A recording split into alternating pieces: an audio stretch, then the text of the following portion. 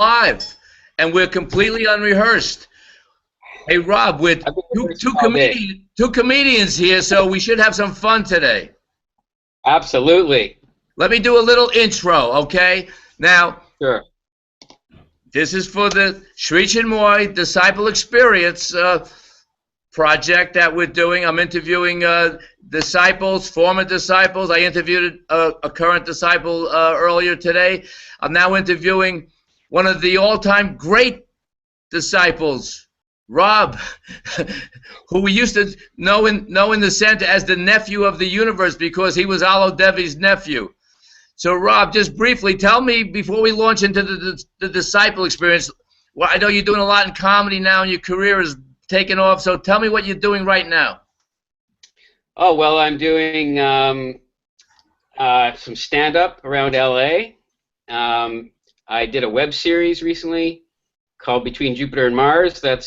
Did really well, and we're now doing more web series this year. We're gonna do a second season of that, and we're gonna also trying to parlay it into a television series. And we have another TV series that's based on called Personal Growth, which is about the personal growth movement, but it's a comedy. So we're working on that one. I saw one of those episodes, Personal Growth episode. That was good. Right. So that's really fun, and yeah, having a lot of fun. Were you an astrologer or something? No, maybe you saw something else because we haven't done it yet, but we did, yeah. I saw something where it was the personal growth. You were an agent, but you were trying to help people spiritually or something. You know, that's the one. That's Between Jupiter and Mars. Oh, okay, okay. Yeah, and we're turning that into a TV series, but you know, people want to hear about my disciple experience. Okay, so we can follow your career on Facebook because you know, you post those updates. But let's suffice it to say that I'm in LA now and I'm living the dream. You are. So you're in LA, and you're also mentoring people who want to move to LA and get into the business. That is right. I am helping people who especially want to come and get green cards and visas. I sort of counsel them, and we're also doing some workshops here, personal growth type workshops, and stuff around Course in Miracles and that sort of thing. So my wife and I are doing quite a bit in LA. Okay, that sounds great. Now let's go right to the disciple experience. So give me a little time frame here. I love the time frame. You were a disciple from when to when? Well, I became a disciple in 1972. I was 12 years old, and the way it happened was that my aunt, you know, is Alo Devi, and when my parents split up when I was 12, my mother and my sister decided to move to Ottawa because my mother was friends with the Mukti and Maitreya, who basically started the Canadian Centers, and I went with him to Ottawa, and that was the first time that actually I'd met Sri Chinmoy when I was 6, because we traveled to we were on our way to Israel, and we stopped off in New York, and we went to this hotel room where my aunt was there with Sri Chinmoy, and we all met him. And I always told the story that I was really impressed with him because he gave me not just one but 2 chocolate bars, and I'd never had anybody give me 2 chocolate bars before, so he really kind of won my heart with that. That was a double dose of prasad. Usually you only get 1 donut or 1 chocolate bar. So your soul must have really come to the fore, as we used to say. Yeah, I was blown away. You know, he knew how to get to my heart through my stomach. So and then so I didn't think much about it after. I just, you know, I knew I had this strange aunt who I'd really hardly ever seen, and who went to India when I was a little kid. We had really not much contact with her, but my next exposure was I remember reading a book that my mom had when I guess she was thinking about becoming a disciple, and it was Children's Conversations with God, and I remember reading it with my buddy and just laughing and thinking this is the most ridiculous thing I'd ever read in my life. And then a year later, I was a disciple. And the way it happened was I actually asked to become a disciple. So I mean, although I was 12 and obviously there was a lot of, everybody around me was, in that world, I still felt something. I still felt a calling. And when we first went to Montreal and the first time I saw Guru, nobody told me to do it. I put up my hand and I said, I want to become a disciple. And he said that I was like the youngest person who had ever done that. So I did come to it. No, you were special. I'll say this: when you came around, and your spiritual name was Garanga, I was Swadine in those days, and you were a special kid. I mean, everybody thought you were so great, and apparently Guru did too. So what happened? What happened to you? Where did you go wrong? Where did you go wrong? What did I do wrong? Can you be more specific?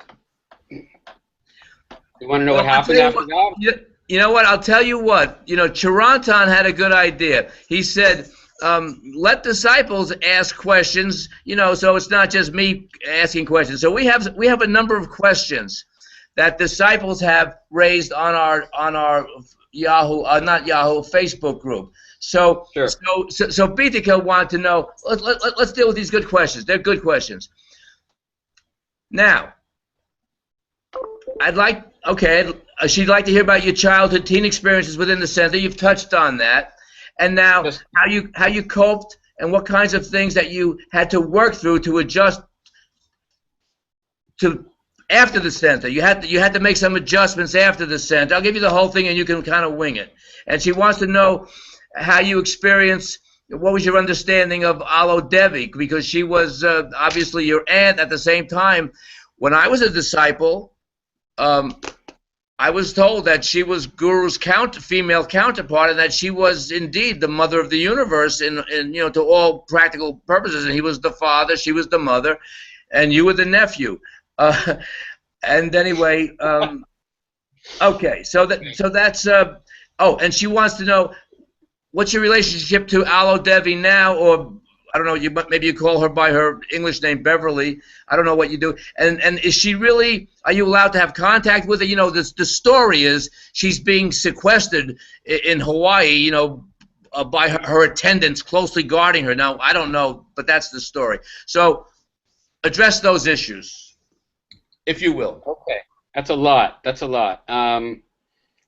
Because I got to go back to my teenage years, which are and that's never fun. Yeah, so I mean, I pretty much grew up in the center, with my family, and it was, I mean, I was fully invested in it, but I also had this other life. I had normal friends and all that, and I wasn't in New York, so I wasn't immersed in it all the time. So it really was a time of tremendous conflict when I look back at it, because not only did I have my brothers and my father who were like dead against this Sri Chinmoy Center and just thought it was ridiculous, and they were actually, I think, angry and sad that my family got me involved in it, that my sister and I were involved in it. So I had them and my brothers pulling me one way, and I had my sister and my mother and the whole center pulling me the other way. So it was a difficult time, and I was also going through puberty and and having the hormones and all that. It was, I think, a very confusing time. So I kind of felt like I was living in two worlds. And when I was in New York, I was the disciple, I was Garanga, and when I came back, I was Rob. And I think some of the early memories I have was the Guru taking me in a car. I remember I was with Jayanti and Samarpana and Rudra and Ketan, and we went to Connecticut, and he said, my hair was long because that was the style back then, and he said, okay, we're going to go get a haircut. So he took me to his barber, and I was like, this was like more devastating to me than anything, and he sat me down in the barber's chair, and he said, okay, cut his hair. And I'm like, okay, to the barber, not too short, and then Guru saying, no, short. So they really scalped me, and when I got home, I looked ridiculous, and it was kind of devastating. So that was one thing. But my relationship with oh, and I remember going into the Smile of the Beyond. I remember probably when I was 13, Guru asked me to do some selfless service one of those celebrations, and I remember going in and working with you, Swadine, and having a great time. And you kind of taught me how to scoop the ice cream so that there was like air in the middle, so that Yeah, we didn't want to give them too much. It's called portion. Remember, portion control. Yeah. Don't give them too much. That was a hoot. I had a great time working there with you, and I remember one time, the first time I met Santana, he came in. Devadeep and Urmila and her sister all came in, and that's when I met them for the first time, and we took pictures. And later on, I became pretty good friends with Devadeep. We hung out every time that we were together. We hung out like buddies. So that was, I think he liked my youth, my innocence. So what other questions here? Let's see. I don't. About Alo Devi, you want me to talk about that, or wait? You want me to jump ahead? We have a dog problem. Okay, no, my dog is barking. No, I'm sorry. So what was the what was that? I got distracted because the dog was barking. Did you want me to jump into the Alo stuff?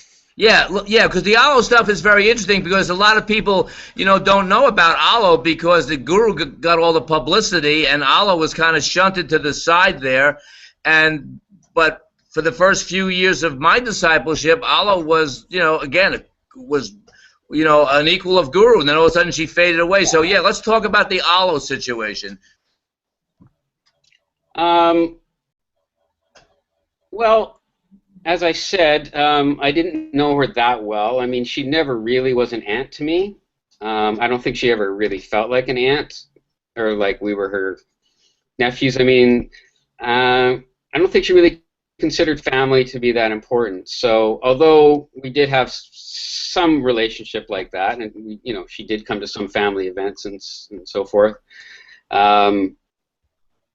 It wasn't a close relationship or anything, but I did have access to her, and I think because of her, I had more access to Guru, and I think Guru considered me, because of that relationship, to be like a nephew of his. So, thus the nephew of the universe. I remember also that we were in Canada, especially, we were very devoted to Alo, and we did believe that she was on equal grounds with Guru. Until some point in time when rumors started going around that she had lost her realization, and people were whispering to each other and saying, "Hey, Alo's not really what she says she was, but we're gonna not let her in on it." So I always felt really bad about that, as I think a lot of people did. I think in some ways she's a great lady. Very, very intelligent. I think she probably had a pretty rough upbringing, from what I've heard, and she got she got caught up in all this stuff, and I don't know if she knew how to handle it, but it's kind of sad that the way it turned out, I think. Well, what about now, though? What about now? Do you have any connection to her? Do you know what's happening with her? We hear she's kind of kept under lock and key in Maui.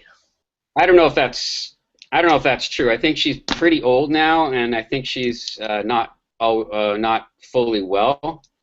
I think she's slowed down a bit, maybe even mentally, and so I don't think she has the desire, the stamina to go to New York and to really be involved much anymore. From what I hear through the grapevine, I can't say anything that's really fact, but that's what I hear. I've got a good question here from Becky. She says, okay. Becky, who's part of our group, and in fact was one of the people that I've interviewed so far. She says, she wants to hear about your highs and your lows as a disciple. And I have a question for you first, but she wants to hear about your highs and your lows, and what, why you finally left the center. My question before that is, what were you ever a true believer? I mean, I was for several years, but were you ever really a true believer in that Guru was the greatest avatar of all time, and nobody was going to be like him again for another 500,000 years, that kind of thing? Absolutely, I was. Yeah, I was. I think there was a time when I never would have considered leaving the center.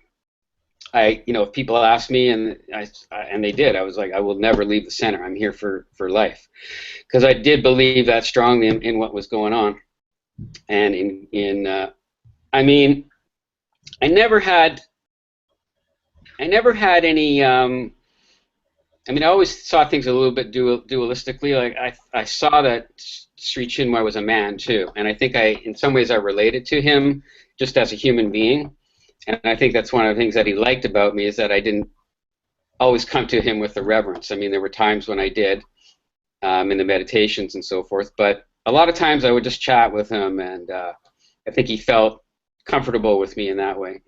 But yeah, I totally believed in him completely, and I think when things started changing for me I was about 25, and I'd moved to Toronto, and I'd opened my second music store, and I'd had a few experiences with women. I'd had a few girlfriends sort of on the side. It was always a very guilt-ridden thing. I mean, I think I wrote about this a little bit in the blog, but I'd never ever considered, being with a disciple woman, because I saw the disasters that happened there and all the drama that it caused. But I did sort of dabble a little bit outside, with the vital, and not in a big way. And but it started to get to me after a while, and it was like I knew that there was a part of me that really wanted to have, a human, normal relationship with a woman, and I'd never really had that. I mean, I'd never really had the space to actually like fall in love with a woman or to be in a relationship with a woman. And part of me, because I'm human, wanted that. And growing up in the center as a young person, as a child, I mean, it's different, because I think some of the people who came like in your generation, had already had some experiences. You'd had a life already, and I think also my mother was, just to bring that in, my mother, who's still in the group now, but she's 84. I think she wanted me to have a life in a way too, and she always felt maybe a little bit guilty that I didn't. So when it came to my mid to late 20s, I was starting to lose it, and the fun wasn't happening anymore in the center. I felt like I was, like you said one time, losing my aspiration. The meditations were still good and everything, but I started. I think the main thing that came to me was that I wasn't living my life. I was living my life for Guru and for the center, and everything was revolving around him, what he was doing, his endeavors, his path. And I think I was naive in the early days, thinking that I was still going to be allowed to, be a comedian and be a filmmaker and all that stuff. I'd given all that up to open music stores that, that Guru had told me to open up. And I realized I was never going to it was never going to happen. I was there, if I stayed in the center, I was there to serve Guru in the path and not my life. So I think that was the defining moment, and I said I can't do this anymore. And then I was also found myself like chatting up like German disciple girls and stuff at the circus, and I'm like, okay, I'm getting too close to, crossing that line. So something's wrong here. I can't keep going like this. So I remember I wrote Guru a letter. I mean, I thought about it for a long time, probably a couple years. It took me to really get to that place where I had the guts and the nerve to do it. And I wrote Guru a letter, And the response that I got was from Guru was that he was devastated. It was like the atomic, like the Hiroshima and Nagasaki bombs had dropped. He was, his world was, he was devastated. That's the message I got. And he wanted to talk to me about it. He wanted me to come back, just give him one last chance to come back and talk to him. So with a lot of pressure from my sister and other people, my friends in the center, I went to New York and I talked to him. And that was a really strange little meeting, because he sat me down in his kitchen and he was like, so, what's the problem? Is it that you want to be in a rock and roll band? Like, you want to do what Devadeep's doing? If you want to do that, I'll let you do it. If you want to do a different kind of job or something, I'll let you do it. So he was kind of like giving me space. He says, just don't leave the boat. Just don't leave the boat. That's all I'm asking of you. And I was like, well, but what about, I feel like I want to and need to have a relationship with a woman. And he's like, well, and he kind of dismissed it. He says, well, listen, if you fall down, you just get back up again. So I kind of took that to mean like, okay, if you end up having sex or something, then you just deal with it, take a shower, meditate, and come back and light some candles and burn some incense, and then you're back to being good. Yeah, happens to everybody. But that really wasn't good enough, because I did know in my heart of hearts that I wanted to do something else. But I gave it another chance. I said, okay, I'll give it 3 months. I gave it 3 months, and I was suffering so much in those 3 months. I finally just wrote the final letter, and after I mailed that letter, I remember I was in Toronto. I put the letter in the mailbox. I felt so free. I started dancing in the street, and I was just like, it was the freest and the best I had ever felt. It's like, oh my God, I now am the master of my own destiny. Yeah, I don't know what's going to happen. I'm scared. I don't have the support anymore, but it's an adventure, and I'm in charge of the adventure.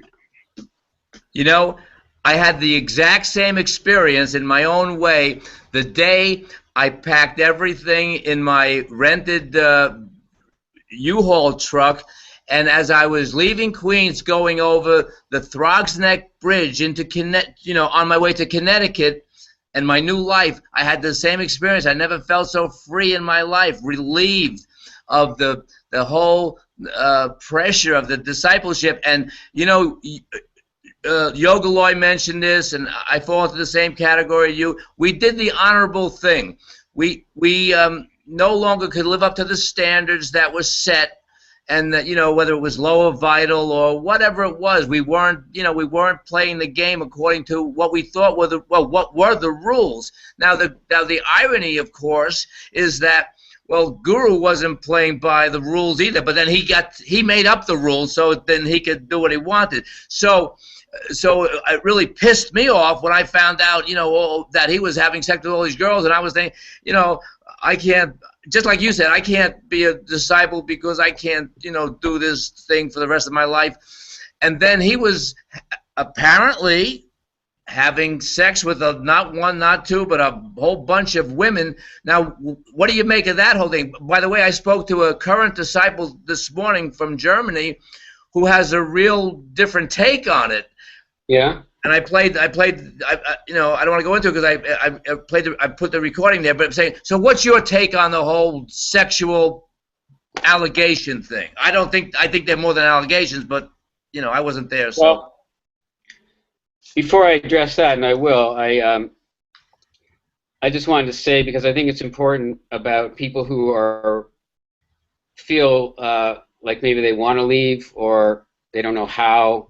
I really get it. I mean, kudos to somebody like Bittika or other kids who are, real kids who are who grew up in the center. It's very difficult to leave. There's so much fear around it, and to leave your comfort zone, to leave your support group and all that.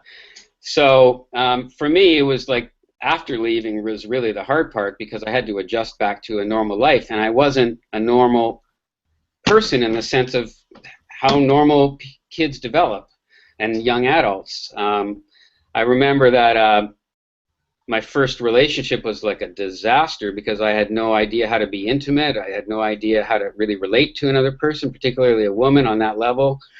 My ideas about sex were weird.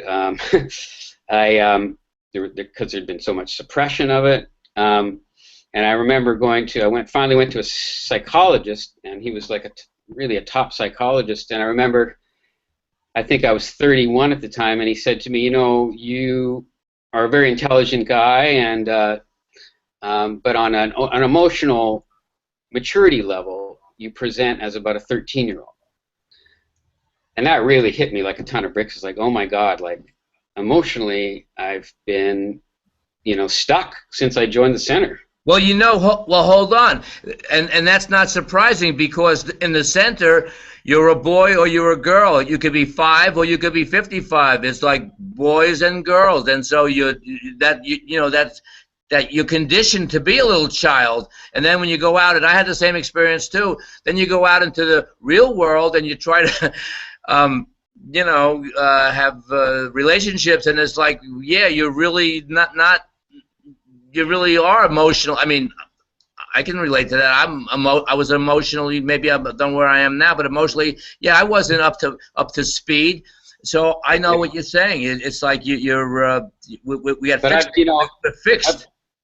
I've done a lot of work since then, and I think now I'm emotionally at about 17. So I'm 18 and a half, but I'm working on it. I'll be able to drink legally, I think, in another year and a half. No, it took a long time. It took a long time to, because I think the path is, in a way, you're developing on one level, and I think, as many have said, it was a unique and incredible experience for a lot of people. But we were focusing on one aspect of ourselves, the spiritual aspect, the heart, and we were kind of denying a whole other aspect of ourselves, I think. Which is just that human part and that need to grow up, to evolve, being master of your own domain. And so it's anyway, it was, I think everybody has their journey, and that was my journey. But to answer your question about the allegations and all that, you just said, what is my take on it? Yeah, in other words, yeah, what's your take on that? Do you believe these women, or do you think they're making it up, or what? Well, when I first heard about it, was it 2001 or something? Yes, yeah. Savica was the first story to break, and about 2001, I was leaving. Yeah. Yeah. Okay. I'd been out of the center for quite a while, but I'd still had, even after I left, I still had ties to it. And I like going on the Christmas trips, and eventually, Guru allowed me to come on the Christmas trips, so I'd go sometimes. And I was I was not in the center, but I was still, enjoying the parts of it that I liked, so the meditations and the friends and all that. So I was still entangled in a way, I think, when I look back on it. I hadn't fully pulled myself from it. And when I finally read that, or when I read that stuff on the internet, I was stunned. I think a part of me, I didn't disbelieve it, but I wanted to know if it was true. I wanted some kind of proof or some kind of, something. But a part of me was like, nah, it didn't seem impossible. It didn't seem out of the realm of possibility. So I did some research on it, and I really, I talked to people. I think I talked to Pari Choi quite a bit, and Ulash, and those guys had really done their homework on it. They'd really, really dug into it and talked to people, and so I asked if I could talk to some of the women, and I did. I talked to Anne, and I talked to Sevica, who I knew as well. And when I talked to them, I had no doubt that they were telling the truth. Not at all. and I was devastated in a way, because in a way I felt vindicated because I'd left the center, and it wasn't all that it was said to be, and I think there was still some doubt in my mind that did I make the right decision? I think there's always that doubt when you leave something like that. So in a way I felt vindicated, and I also felt angry because I was told to live my life a certain way and to not have sexual relationships, and so if he was doing that, then that to me was a real betrayal to me and to everybody else. And I understand, I have compassion for it as well. I mean, not to take anything away from the suffering or from the psychological and effects that's had on the women, or anybody who was involved in that. But I also have compassion for. Well, I shouldn't say compassion. I think I have an understanding of why that might have happened to him, because I think of his denial of his own humanity. So I can see how he could fall into something like that, being so in denial of that part of himself. And I think it's a pattern that's happened to other spiritual masters too. So you can see how many of them it's happened to. It's kind of a sad thing, because why do they have to be mutually exclusive? Why can't you be a spiritual person and have that ability, whatever ability Sri Chinmoy had, to lift people up or inspire people with his spiritual teachings, and but also be in touch with his own humanity and his own his own humanity. Well, as many of us have said, it wasn't the sex that was the thing that really rankled us. It was the hypocrisy, the lies, the cover-up, and then also the blaming of the victim type of thing. In other words, to demonize the girls who came forward. So yeah, it's not the sex. Everybody does it, and it's perfectly normal and natural. But as you say, certain people go into denial about that aspect of themselves because they think it's impure or lower or whatever, but then it comes back to bite them in the ass ultimately anyway. And I think that's what happened to Sri Chinmoy, along with a whole bunch of other spiritual teachers or masters. But certainly, you no longer buy the greatest avatar of all time story. I mean, we bought that at one time, but that's no longer looming in your consciousness, I would imagine. No. I mean, I see him as someone who I think in the early days had probably had something special, and probably had a sincere desire or calling, as some other masters have had. And I think somewhere it went a little bit off. And it happens when people get too much power and when people get people following them. And it's kind of sad because when I think about why people were there, it wasn't because of all the dogma and doctrine and all the rules and the lifestyle. It was because people felt something in the meditation. I mean, and I've said this before, but I think we have to give ourselves credit. Unlike some other groups, I think a lot of people who were in the Sri Chinmoy Center were pretty intelligent, savvy people, very creative people, and we did agree on a common thing, and I think we felt a common thing and saw a common thing, which was that there was this spiritual light, whether it came from him or it came from all of us as a collective, I don't know. But I think we were all there for the same reason. It was a meditation. It was that feeling that we got, which was something pretty special.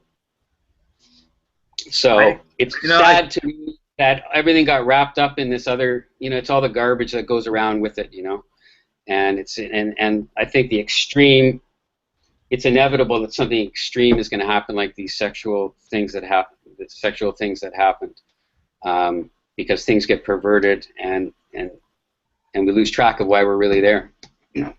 Yeah, I think that's a pretty fair assessment, and I feel almost exactly the same way. And I think a number of ex-disciples feel that, certainly he had something, and certainly there was something going on there, and after a while, who knows what, it got a little, as you say, power corrupts, and absolute power corrupts absolutely. I think there's a lot of truth in that in the center. Now, what about your spiritual journey? Does it? I mean, we know your comedy career has burgeoned, and that took off. But now, what about? Do you still, are you still a spiritual seeker type, or you kind of left that behind? No, I've always been, I think it shifted a little bit. I've always been continued to be spiritually focused. I think I've found my own spirituality, like a lot of us have. I take things from different places. You introduced me to Nisargadatta, and I was really turned on by that. And then other people have turned me on to Course in Miracles and Buddhism, all sorts of things. So I take it a little bit from everywhere, and I've done a lot of personal growth type work. One of the things I did was like a 3-year course in transpersonal psychology. So I'm a registered professional counselor in that, and that's kind of a transpersonal, being a psychology that involves spirit and something beyond just the regular state of consciousness. So yeah, I meditate every morning. I just don't meditate on one person or have one particular way. I think that's good. And I'm really happy to hear that the journey for you continues. Certainly, it continues for me, and certainly for a lot of other people. But we know people who basically have, I'll put it this way, thrown the baby out with the bathwater. They said that's a crock, and then they go, seem to deny the whole thing. But I think for the most part, whatever brought you to the center, is still there when you leave the center, and it's going to, emerge sooner or later. It certainly was never too far from my mind, and it sounds like it was never too far from your mind either. Well, yeah, exactly. And I hope that, I think I don't regret the experience. If I'd had more choice about it, I don't know. I was 12 years old, and I think it's maybe true for a lot of the younger people that were in it. I don't know how much choice we had about it. I think my life would have gone in a lot different direction, career-wise and so forth. But the experiences that I had were, I think, some really peak experiences, and I think a lot of ex-disciples will probably agree with that. They're some of the greatest experiences, and also a lot of the great people that I met and so forth. So I hope that the people that are still in it are really getting something out of it. As I said, my sister and my brother-in-law, my mother are still in there, and they maybe are not fully aware of all this stuff, or don't want to be aware of anything other than the story that's told, but they seem to still be enjoying it and getting something out of it. So my wish is that the Sri Chinmoy Center evolves itself and maybe becomes a little bit more transparent, and they start to look at themselves, and question themselves, which I think is important for any group to do, to mature and evolve and stop, I think we all feel that way about the transparency aspect of things, and the center, in order to grow, we'll have to deal with this stuff now that it's all over the internet. But they seem to be in the same kind of denial that Guru was in terms of his own sexuality. I mean, that they don't want to entertain anything. They're not open to anything that would remotely challenge the myth and the legend of the world's greatest avatar, the Kalki avatar. So, I don't think the prospects are good, but who knows? What do I know? Prospects for transparency, that is. I think one person by person, people will just look at their own, how it's working for them, and if it's working for them, great, and if it's not. But yeah, I'm glad that you're doing this, because it does show, you know, you want to hear from other people. I think I think an important thing is that it takes time to disentangle yourself from it. So it took me years, maybe because I was younger when I got into it, but there is a degree of mind control. And I don't want to get into talking about cult stuff, because there's, who knows, there's cults everywhere, you know, in all different aspects of society. But the culty aspect of the Sri Chinmoy Center was the mind control and being strongly encouraged and coerced even, you know, or with fear tactics to think a certain way. And it took a long time to disentangle that so that you can start to see things a little bit more clearly, and also look at, you know, patterns that are in other groups and that sort of thing.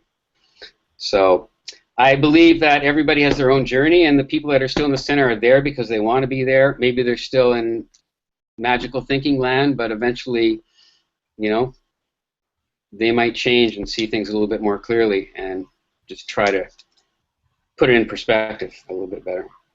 And hopefully these interviews, if they do get to see them, might you know, give them another perspective, just like we'd be happy to hear their perspective. In fact, with the German disciple today, Matthias, I mean, he gave me his point of view. He's a disciple. He's a believer, and that's fine. So let 1,000 flowers bloom. Let everybody have their say, and then these people can see, you know, a fuller picture than just, you know, just to you talk about mind control, you know, just to buy the, you know, the official story or the you know, the official narrative. I mean, I don't think that serves anybody. Not to say that somebody has to come out on one side of the fence, let's say, that, or the other. No, it's as you say, you know, everybody has free their own speech, journey. right? You know, I think free speech is important, and I think it's something that even Sri Chinmoy would have said that he was in favor of, and I think most disciples would say they're in favor of, and yet it's not really carried out because they weren't allowed to listen to a different point of view, and they're not supposed to listen to another point of view, and really decipher from hearing other people's opinions and facts. And, you know, I mean, I believe if they were encouraged or allowed to do that, then more people would maybe watch interviews like this and see what other people are saying, and then make an informed decision for themselves. that would be the ideal. That if you do that, it means that, you know, it's kind of a very immature kind of, you know, us and them kind of mentality. If you do that, then it means that you're betraying the guru, and you're betraying, and you're, you know, whatever other dire consequences might happen from talking to the other. You know, that's the downside of cult-like thinking. In other words, it's us against them. We have the truth. That they're in ignorance, and if you want to, you know, lie down with dogs, you're going to get fleas, and so therefore you don't want to lower your vibration. So it's the same old story in all these groups. It's not about critical thinking. It's about obedience and just believing, you know, the true believer syndrome. Well, Rob, listen, any final thoughts? No, it's been great. It's been great talking to you, and I really enjoy being on the group, and it's great to sort of reconnect with old friends and comrades. I'm actually going to be doing a one-man show called Nephew of the Universe. You're kidding. I'm not kidding, and I got a grant from the Canada Council to do this, and I'm going to be putting on the show in LA later this year, and it's basically about my experience growing up in the Sri Chinmoy Center. Listen, I promise you we'll fly out for that show. Let me know when is that show going to be? I don't have a set date yet, but probably in the fall. And if it's successful, I might tour it around too and take it to New York and to some of the places. And then as part of that film that I interviewed. Yeah, that's right. You interviewed me and Roger Calvary for that. Whatever happened to that film? I kind of put it away because I didn't have a good way of finishing it. I wasn't. it's kind of an interesting story. If we, I don't know if we're going over time here, but No. Take all the time you want. I went to I got a grant from the National Film Board, which is like, Canada's most prestigious documentary, government thing, and they gave me a grant to do this. And part of the research was to go to New York, and I was hoping to get an interview with my aunt, with Alo. So I called up Ashrita, and I talked to my sister, and basically it was all set up. They said, yeah, it looks pretty good. You come to New York, and Alo will probably, talk to you. And I'm like, I'm not gonna ask anything that you guys don't want me to ask her. You can even give me you can even edit it if you want. I just want to have her on tape and ask her some things about how she grew up and stuff. So I went to New York, and I had all my film. I was doing it all myself, but I had all my film equipment and everything. And I got there, and then the date was set, the time was set to meet Alo, and then I got a call from, I guess, Ashrita or somebody saying, oh, Alo had decided that she's not going to do the interview. And so I went and talked to her, and there were a few other disciples around, and they were saying, look, it's very bad if you shouldn't put anything on tape. This could get into the wrong hands. Anyway, the long and short of it was that I wasn't allowed to interview her, so that was going to be kind of the crux of the film, right. And it fell apart. But where I want to go with it now, because I did get some great interviews with yours truly and some other people, when I do the one-person show, I want to have disciples or ex-disciples come and watch it, and then after the show, have some commentary on it, Q&A, and that'll be part of the documentary. Well, listen, I'll be there, and I'm sure Ann will be there too. We're coming out. Give us the date. We'll be out. I'm not going to miss that show. And maybe. All right. What? Can you get me on stage? Can I be on stage? Can I say something? Yes. Yeah. I'm only kidding. It's your show. If you come down, I'll get you on stage. No. Just give me a pass. Just give me a pass to come backstage, so I can be a groupie. Okay. I'll be a groupie. All right. Deal. Okay. No, I'm gonna be there. I wouldn't miss that. Okay, nephew of the universe. Thanks for joining us, and I'm sure a lot of people will be very interested in hearing what you have to say. It was a great, you have a great perspective, and you know what? Let me tell you something, nephew. You're in a very good consciousness these days. Very good. Oh, thank you, Swami. Thank you. Coming from you, that's I can sleep well now. Yeah.